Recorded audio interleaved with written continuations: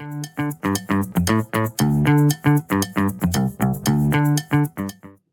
yo, what's up, folks?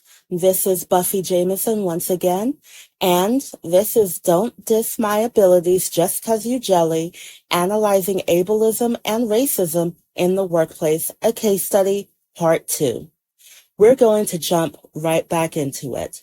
When we last left the story, we were on the subject of disability. Remember those pain meds I had to take back when Ed was still in charge? These meds made me dizzy and affected my memory, and at one point I was concerned that I wasn't as productive as I usually was, which, by the way, was more easily managed at home than at the office. Because of this, Ed and I set up an arrangement where I emailed him at the beginning and end of the day to track what I had left to get done, and so that he could provide guidance on what he saw as being the most pressing task that day, since I was moving a bit slower. Though time-consuming, it was helpful and necessary to help me stay on track while I was temporarily on pain meds. Once I was off the meds, it was no longer necessary. I told that white woman this, but she insisted that I continue with the time-consuming practice and send emails to her and Ned. If ever I missed a day because I was too engrossed in doing my actual job, she would berate me in front of the office. While my probation required that I checked in daily with my manager, the document did not specify how I would check in, and it certainly did not say that I needed to continue with this model. I mean, really, we were all within feet of each other in the office. I could have swung around in my chair, verbally updated them, swung back around, and got back to work. But it was an issue that white woman forced anyway. Ned did follow up with me about the terms of my probation and did away with many of the requirements except for the ones that were already almost completed. Still, I was working around 60 hours a week while taking a class that had requirements that seemed geared more towards students who handled casework full-time, and the liberal agenda just didn't have that many requests for direct services. But when we did, I did the best I could to support, including answering calls from native Spanish speakers. Despite Spanish being my second language and limited opportunities to practice chatting in Spanish with folks in person, I was the only one in the office who spoke or understood it at all, as my undergraduate degree was in Spanish.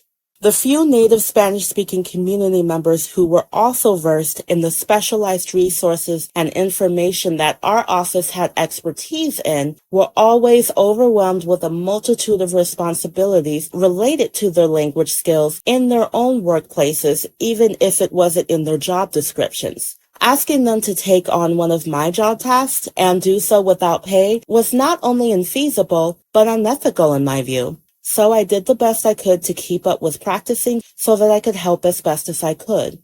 At one point, I had a client who needed information about navigating legal matters. The liberal agenda had a prepared document with the information the client needed, but it was very long and all in English.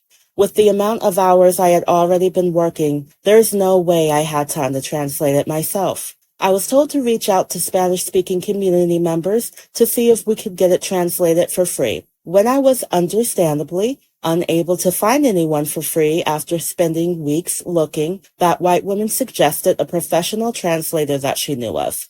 I emailed this person back and forth and asked for a quote. The translator wanted to know when it was needed and requested to see the document. I sent her the document and told her this person had been waiting for a while, so the sooner the better. The following week, I received an email from the translator with a completed translation and a 3-figure invoice. I forwarded the email to that white woman and Ned, and 15 minutes later, that white woman came out of Ned's office, berated me for not getting approval, and demanded that I forward the email chain while she stood over my shoulder and watched. A week later, everyone in the office was told they could go home early so that the office was empty before our meeting. When it was our meeting time, I was told that the people who were in charge of the class I had been signed up for were upset. The white man and white woman in charge of the program emailed my counterpart and I multiple times and CC'd Ned to complain about us not meeting their demands.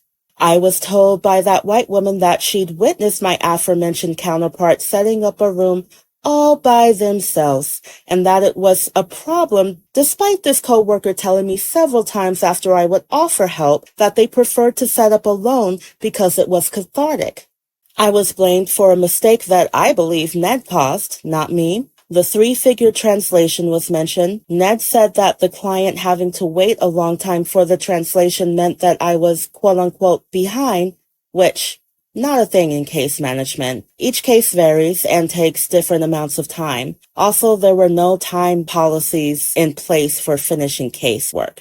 I was blamed for other large-scale organizational problems that absolutely everyone in the office struggled with from the top down, and then I was asked to resign.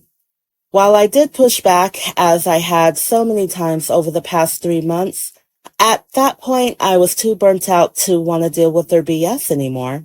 So I signed the printed document they had for me, which simply stated I resign, and then I proceeded to get up and gather my things. TWW then told me that she had an event planning meeting coming up and asked if it was okay that they were going to have it in the office or if I wanted her to move it to another location. I immediately replied that I preferred it moved. She said that she would let them know, quote, on such short notice, unquote, and then left. I went to the laptop to sign myself out of all of my personal accounts. The entire time, Ned stood behind me, asking me to give him the laptop. I'm almost done, I replied multiple times. Poor Nettie must have been standing there for like 5 to 7 minutes before stating that I signed out of everything, which I wasn't, and straight up grabbing the laptop. I honestly find it fascinating that they both expected me to be accommodating or jump to follow any orders at that point. Any semblance of control they hoped to have over me was released the moment I signed that document, though. To help me get all of my stuff, I called my parents, and they agreed to come up immediately. After I got off the phone, Ned asked me, "Who's coming?" And I said, "My parents, to help me. Would you get me more boxes, please?" When my parents arrived, my mother said his eyes got really big, so she smiled at Ned to reassure him. He continued to get boxes to help us get the rest of my stuff. My parents both thanked him for his help, and we were on our way. A few months later, after trying to make sense of my experience, I contacted a former coworker to go out to lunch and talk about it. I'll refer to this person simply as my friend. During our lunch, I expressed my suspicions about that white woman as I assumed she was behind much of what went down. It was then that my friend told me about some emails they came across while organizing email inboxes, something they were tasked with doing for each Liberal Agenda staff member because, again, we were all behind.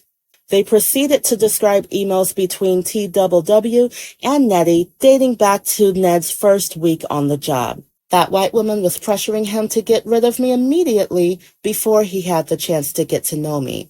And those daily emails she would start tripping over if I missed a day? Yeah, she was using those to complain about anything I didn't get done that day and to paint me as incompetent. If I used flex hours, it was a problem. In fact, I remember a meeting where they both talked over me to each other about me while I was still in the room because they were aghast at how I used my flex hours. As a result, they passed a new policy stating that everyone in the office had to use their flex hours in the exact same way that I had described using them multiple times in that meeting. But they decided their policy was a brand new idea that everyone wasn't already following, they were, and that this would ring me in, I guess. Anyone else who needed to flex was given grace, besides my friend and I, who was also placed on probation the same day I was. My friend also told me about statements that were made after I left. Not wanting to break tradition, TWW trashed my work, especially that brand new event centering Cutie BIPOC, calling it a waste of time. However, when it was time to put the event on again, she was all for it, and I know that because I was in the email chain where she was invited. I'll also note that there was no HR at the Liberal Agenda, so there was nowhere for me to go when all of this was happening. I will always be grateful to my friend for having my back and telling me the truth. While I had a strong support system and years of coping mechanisms to lean into, this experience did not come without repercussions. When I was first put on probation, I initially thought that I must have missed some signs or hints due to being autistic. This made me wonder if being employed was a feasible reality for me, as I was very much aware of the disparities disabled folks face in employment and in society in general. I feared maybe I wouldn't be able to work at all and that I would end up on disability for the rest of my life. While these fears were short-lived, this activated my depression as well as my PTSD. The extreme lack of sleep, lack of free time, stress from job searching while under these pressures, and everything else I was dealing with at work activated my anxiety. My mental health took a huge dive, and I found my brain drifting back into suicidal ideation. I dealt with unemployment for a huge period of time, which meant I had to drain my savings.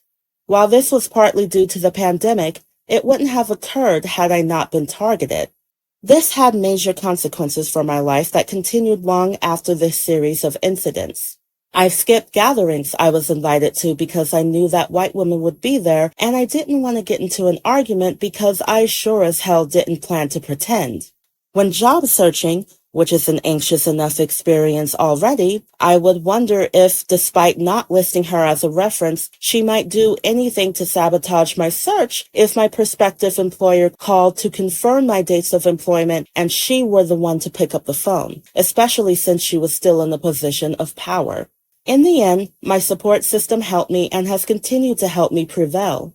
For someone without the network or tools that I have, though, the story could have easily ended tragically.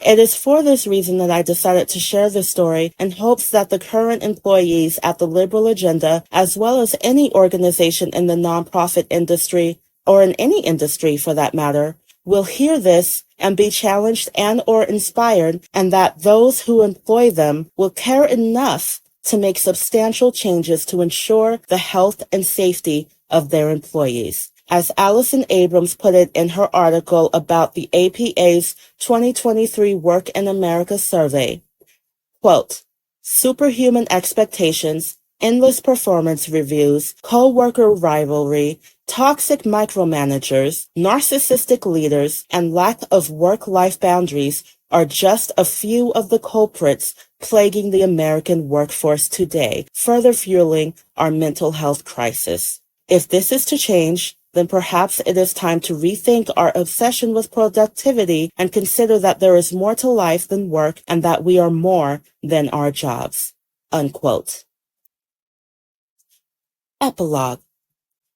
A year after the start of the pandemic, my friend and I decided to contact the board of the Liberal Agenda to snitch on that white woman. She became the new executive director when Ned left a few months after my departure. After sharing our experiences with one another and processing together, my friend and I decided to tell them what happened and to ask for a public apology as well as accountability. We left it up to them to decide what accountability looked like. Shortly after sharing our story, we were contacted by the former board president and told that she would be overseeing the quote-unquote investigation since she was the board president during our employment. I call it a quote-unquote investigation and not an investigation because despite being told that everyone involved was interviewed, the white woman they had quote-unquote investigate this case interviewed me but did not bother to interview my friend who also shared their story and acted as a witness to mine.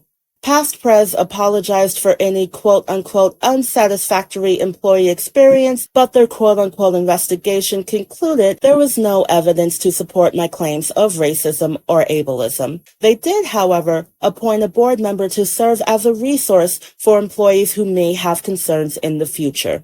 Which, by the way, is not accountability, at least not for the two of us. It provides the possibility of accountability for the next person that this happens to, but it doesn't prevent it from happening to begin with. For the record, I didn't expect them to follow through with anything we asked for. My hypothesis before going into this was that they would deploy silencing and intimidation tactics. To my surprise, this did not happen. Not to my surprise, their solution was lackluster. I know what you're asking. If you didn't expect this to go anywhere, why did you bother? To finish my case study, of course. I was fully aware that this is something many people have had to go through. I wanted to see what would happen next if I went through those proper channels that people like to hype so much. I needed an ending to the story. I knew I would use it one day to analyze the experience from an academic perspective. I also knew the case study would be a useful tool for others to analyze as well due to the intersectional nature of the story. There are so many lenses through which this story can be viewed. It could be used as an example to analyze the workplace experiences of Black folks, of Black women and femmes, of Black non-binary folks, of autistic folks, of Black autistic folks, of neurodivergent or disabled folks in general, of young folks, of fat folks, of thin folks, of fat thin folks, and so on and so forth.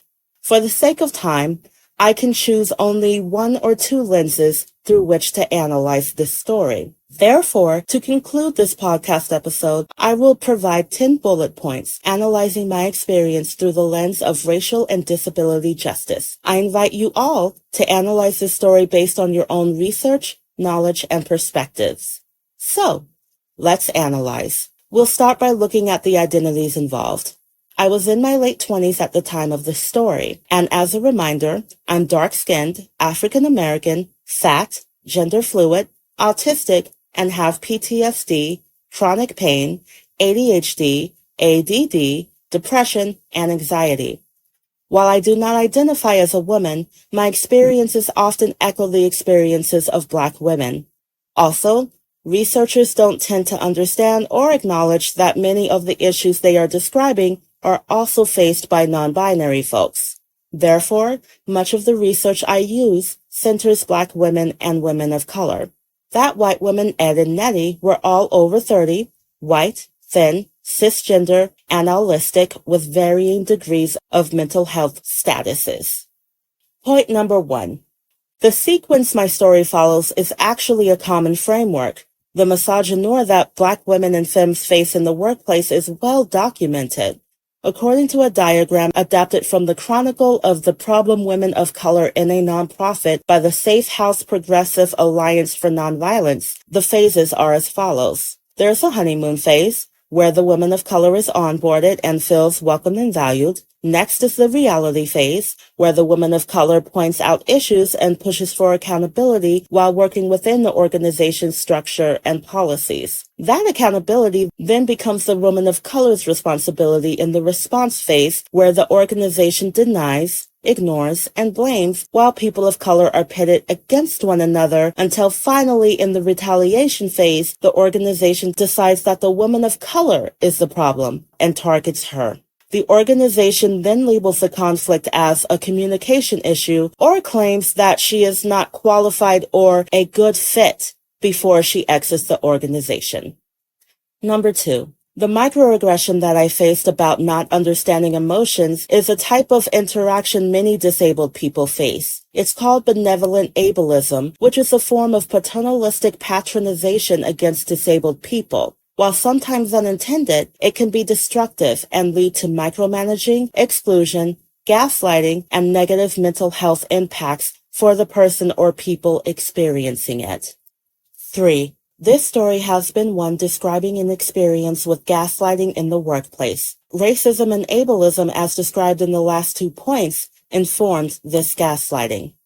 4. As stated above, I referred to her as that white woman because she 100% wielded her whiteness and her white womanhood specifically as a weapon. That is who she chose to be to me, so that is what I chose to refer to her as in this episode. If ever she was uncomfortable with something I was doing or said, she talked to the boss instead of me, who would then turn around and talk to me so that she didn't have to. If she didn't use the boss, she would use another third party.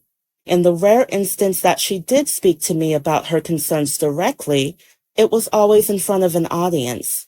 To others, this may have simply been seen as timidity.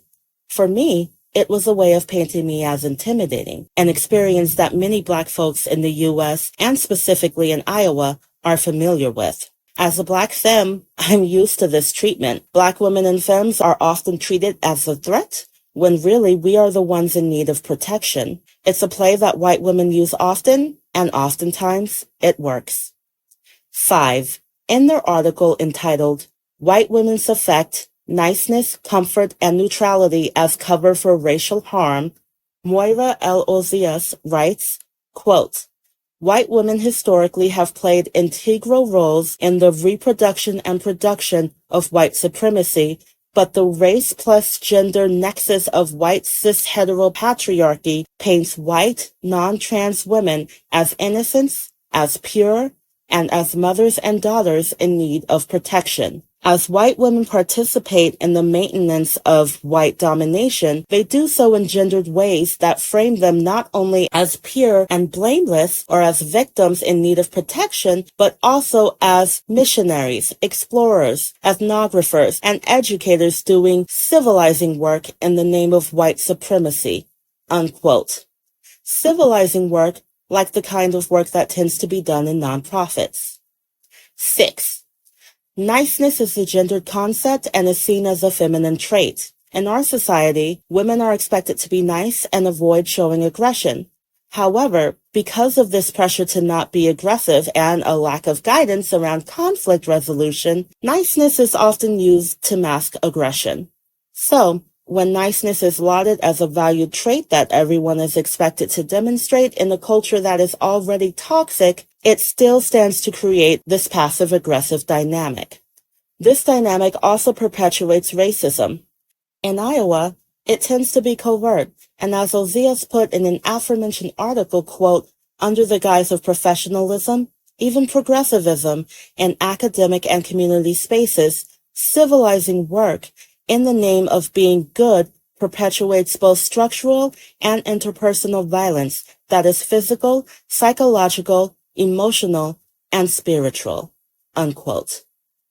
7. Before hiring Black and Indigenous and other people of color, it's important to train your predominantly white organization properly. This training must include intensive anti-racist, disability justice, and other social justice topics that cover the barriers and ways to remove them and support marginalized communities. When these things are not in place before hiring BIPOC and or disabled folks, it's basically like inviting your new employee to a barbecue, but then expecting them to bring the culture, the plates, the solo cups, the veggies, the meat, the bread, the drinks, the grill, the charcoal, the matches, some damn frisbees and board games, etc., etc.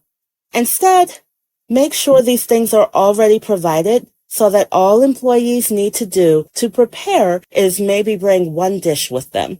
And make sure to have everyone contribute to the cooking and setup so that at the end, you're all eating the sumptuous banquet of social functionality together. I can smell the satisfaction from here. 8. Punishment fuels injustice and demotivation, and it discourages open communication. It does not render lasting positive effects. In this situation, it only serves to perpetuate a continued decline in my sense of safety and belonging in the organization. It also makes employees with marginalized identities more vulnerable to attack, especially when the steps I outlined in points 7 and 8 are not taken. Managers must encourage conflict resolution and nonviolent communication practices to cultivate a workplace culture that is actively anti-toxic, not just not toxic, anti-racist, not just not racist, anti-ableist, not just I didn't even notice I treat everybody the same, not helpful. These and trauma-informed practices should always be employed and discussed openly and regularly with the team. 9. White coworkers cannot simply be bystanders in this work. When all of this was going on, my coworkers were aware, but besides my friend, I have no idea if anyone spoke up directly on my behalf at all. If they did, it would have been nice to know about it. But I have no idea. But then again, that's the point of gaslighting. You're not supposed to be sure who's on your side or not. You're supposed to feel isolated. So openly showing support for your BIPOC and or disabled colleague who you suspect is being unfairly targeted is imperative. There are many people who know how to repeat social justice concepts and define them. They even know how to teach others about them and give advice for how to implement these concepts. Very rarely, though, have I personally encountered folks who strive to fully practice what they preach and analyze the ways in which they are falling short. If they act like they're allergic to feedback and call-ins, this only worsens the problem.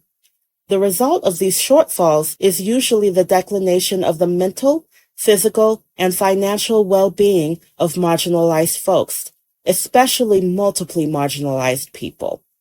Continued education, trainings, assessment, conflict resolution skill building, and trauma-informed practices and policies must be a priority. 10. The nonprofit industrial complex is every bit as extractive and problematic as other industries.